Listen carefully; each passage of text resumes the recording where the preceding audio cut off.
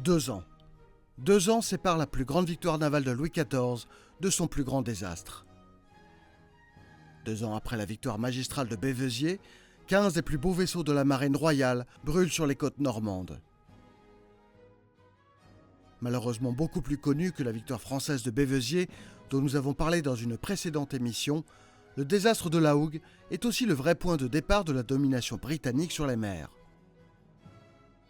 À la fois parce que les Britanniques ont pris conscience du danger réel d'invasion par la France, mais aussi et peut-être surtout parce que la France change radicalement sa doctrine navale après cet événement.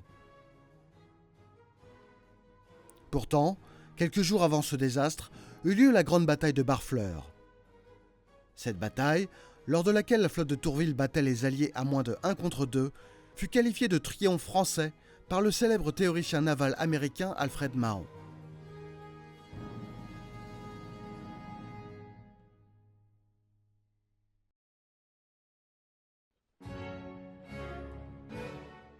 Juillet 1690, Béveziers. La flotte anglo-néerlandaise est sévèrement battue. À Londres et Amsterdam, on s'attend à voir les troupes françaises débarquer, mais rien.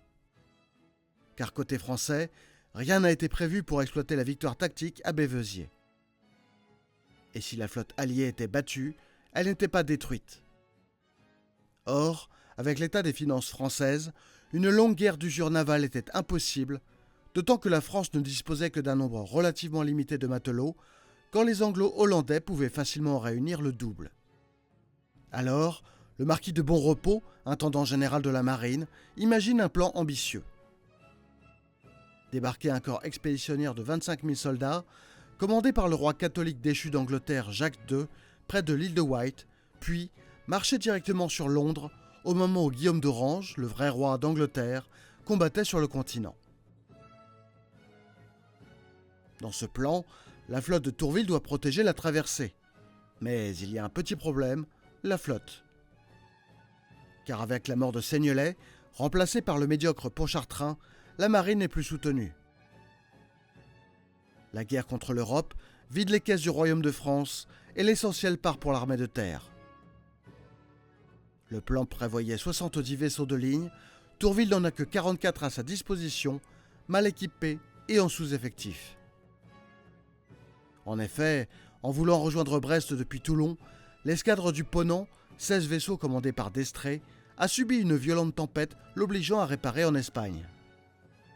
Si la mission assignée à Tourville est bien l'escorte de l'armée d'invasion, Louis XIV impose cependant de combattre les Alliés si l'occasion se présente, quel que soit le rapport de force, à la grâce de Dieu. C'est cet ordre stupide qui va causer la perte de la flotte de Tourville.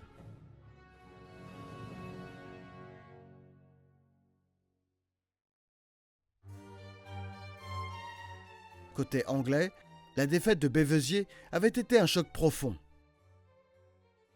Malgré des pertes limitées, le refus de combattre avait laissé les côtes anglaises exposées. Des unités françaises avaient brûlé le port de Teignmouth sans rencontrer la moindre opposition. L'amirauté était humiliée par la presse et l'opinion, et Torrington traînait devant une cour martiale. Son successeur, Edward Russell, reçut un mandat sans ambiguïté. Désormais, la Royal Navy n'évitera plus le combat. À la suite de Béveziers, que les Anglais appellent Beachy Head, puis toute l'année 1691, la marine anglaise est reconstruite et surtout réorganisée. En plus de ce contexte défavorable aux Français, les services de renseignement de Louis XIV, d'habitude excellents, se trompent sur la force alliée, estimée alors à 60 vaisseaux. En réalité, les Anglo-Hollandais alignent 99 vaisseaux, plus des brûlots et des frégates. Qui plus est, grâce à des informations concordantes, Russell connaît la composition de la flotte de Tourville et ses intentions. Mais alors qu'il apparaît en large infériorité numérique, avec des navires en sous-effectif et avec de mauvais renseignements, Tourville et ses hommes vont écrire une page glorieuse de la marine française, une page presque tombée dans l'oubli.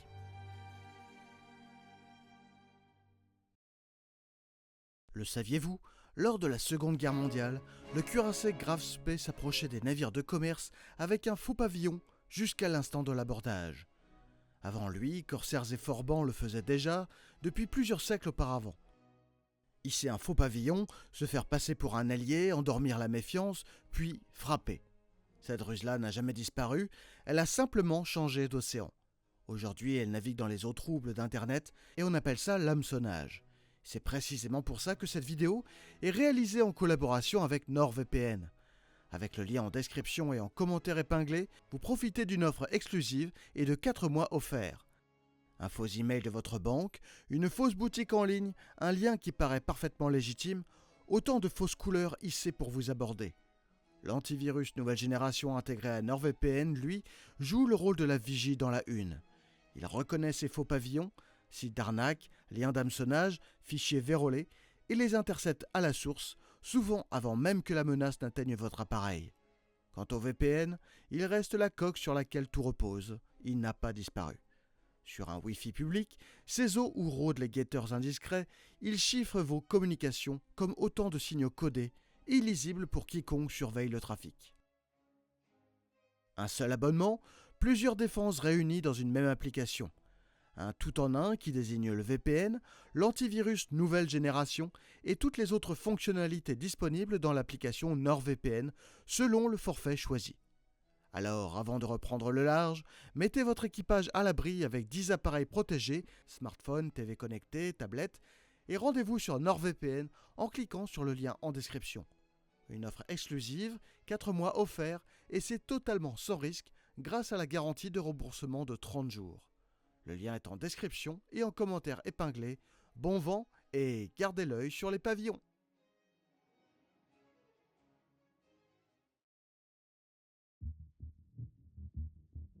29 mai, 8h. À bord du Soleil Royal, en route au nord grand largue, Tourville est averti que les voiles alliées sont sur l'horizon, venant à sa rencontre, largement en surnombre. Tenant un conseil de guerre, l'amiral français et tous ses capitaines sont d'avis d'éviter le combat. Mais les ordres du roi Soleil sont clairs, la bataille doit s'engager. Alors, pour compenser l'infériorité numérique, Tourville renforce son centre en absorbant la division d'arrière-garde de Coët-Logon pour opposer un centre français à peu près égal au centre anglais, l'escadre de Russell. L'amiral français ne fit pas l'erreur de Torrington à Bévesier, avec de grands intervalles entre les navires de l'avant-garde pour coller à la ligne ennemie.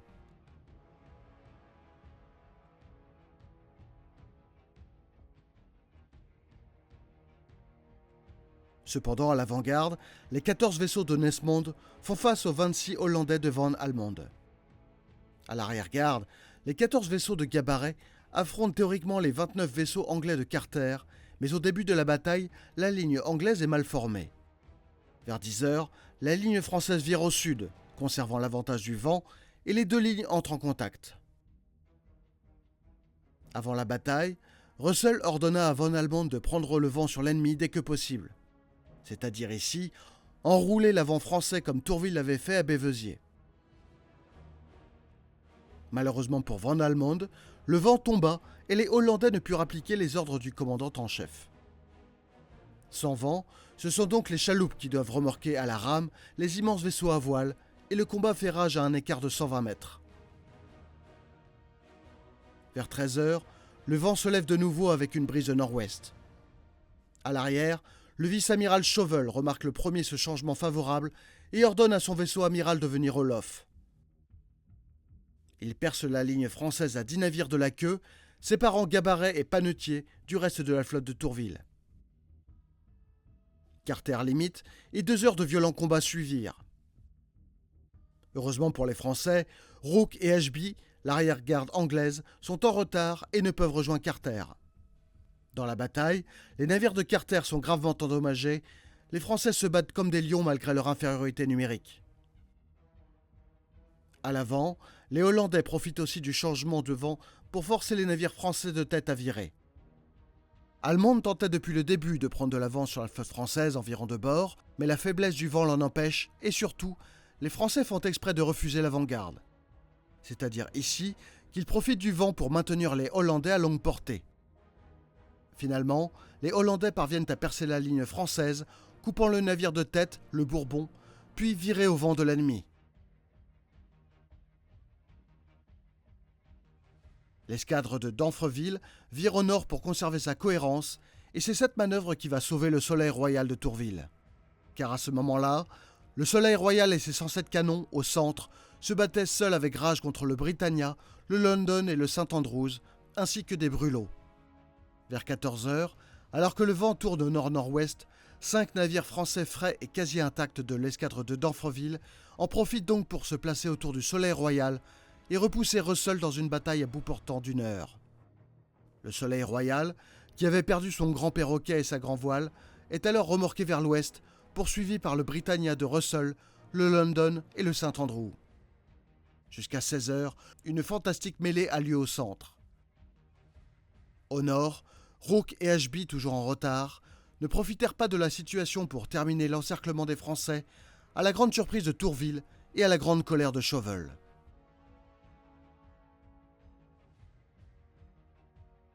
« 17 heures, le brouillard se lève avec le vent d'est. Avec ce nouveau vent, Russell croit tenir la victoire, car il pense que son arrière-garde a coupé la route des Français à l'ouest. Mais avec le brouillard, il ne voit pas que les ordres n'ont pas été exécutés. Les Français, qui n'ont pas perdu un seul navire, se retrouvent en supériorité numérique au centre à cause du manque de discipline alliée, mais aussi grâce à leur combativité et leur solidarité.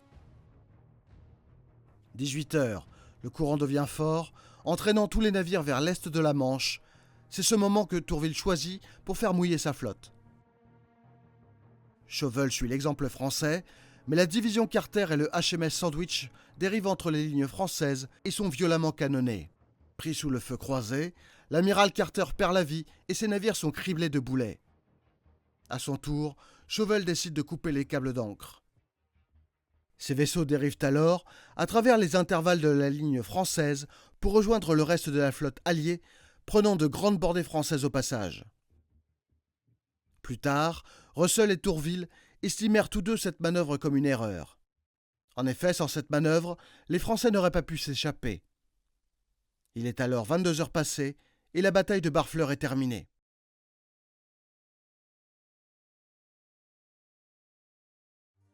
En raison de la tactique française et de l'échec de l'arrière-garde anglaise à rejoindre la ligne, les Alliés ne purent tirer parti de leur supériorité numérique. Russell admit plus tard qu'il aurait été largement battu si les forces avaient été à peu près égales. Il était convaincu que les navires français étaient meilleurs et que les officiers français l'étaient aussi.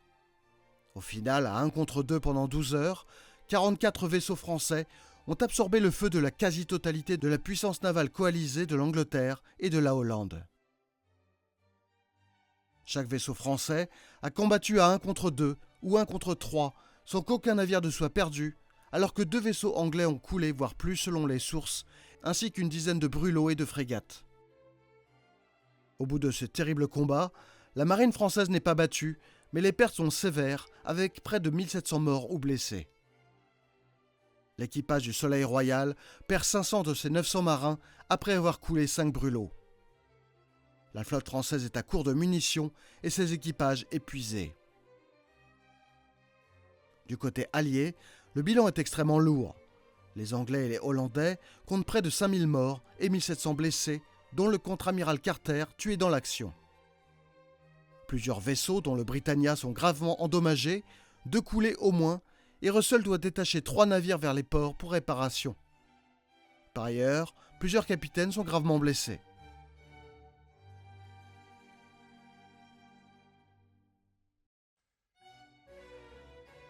Au petit matin du 30 mai, ces navires étant à court de munitions et devant être réparés, Tourville donne le signal de la retraite. Or, depuis l'abandon des travaux à Cherbourg, l'abri le plus proche est Saint-Malo. Mais pour atteindre la cité corsaire, il faut franchir les terribles courants du raz Blanchard.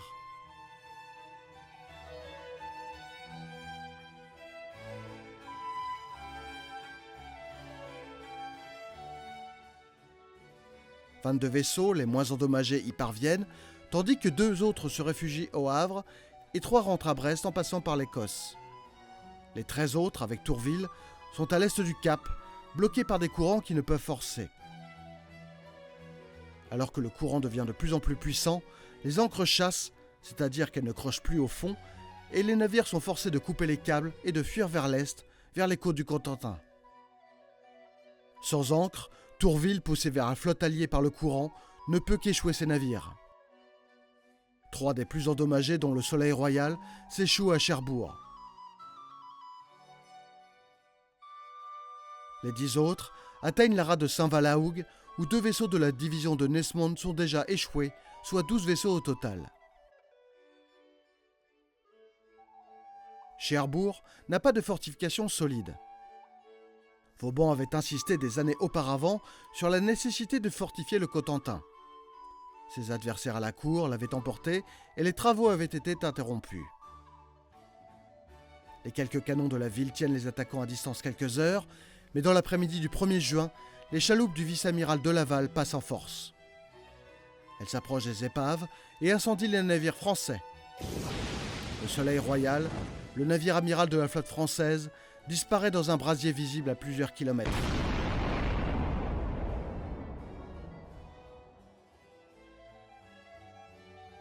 Il reste 12 vaisseaux échoués dans la rade de Saint-Valahougue. Ces derniers sont échoués vers Tatiou. Leurs capitaines ont débarqué les équipages, les canons et les munitions. Le 2 juin, les chaloupes de Russell arrivent. Tourville, toujours à bord, monte lui-même dans un canot et tente d'organiser la résistance avec les embarcations dont il dispose encore, mais les Anglais sont trop nombreux. Depuis les hauteurs de Kinneville, l'ancien roi d'Angleterre Jacques II regarde ses espoirs de restauration partir en fumée.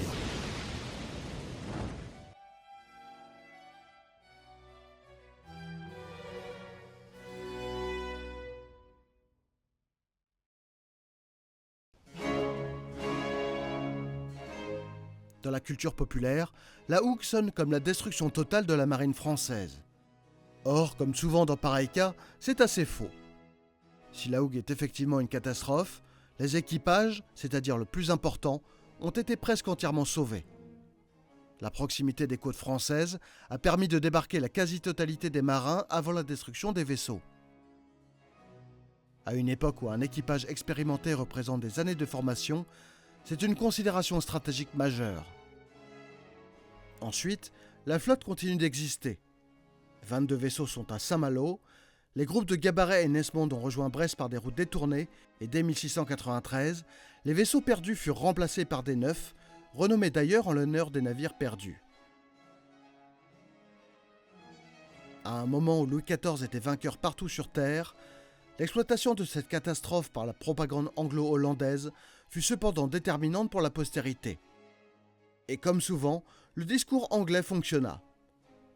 Lorsque Tourville fut fait maréchal, un mot tourna dans Paris. La perte d'un combat naval a fait Tourville maréchal. Le triomphe de Barfleur était confondu au désastre de la hougue. L'exploit de Tourville a disparu des mémoires.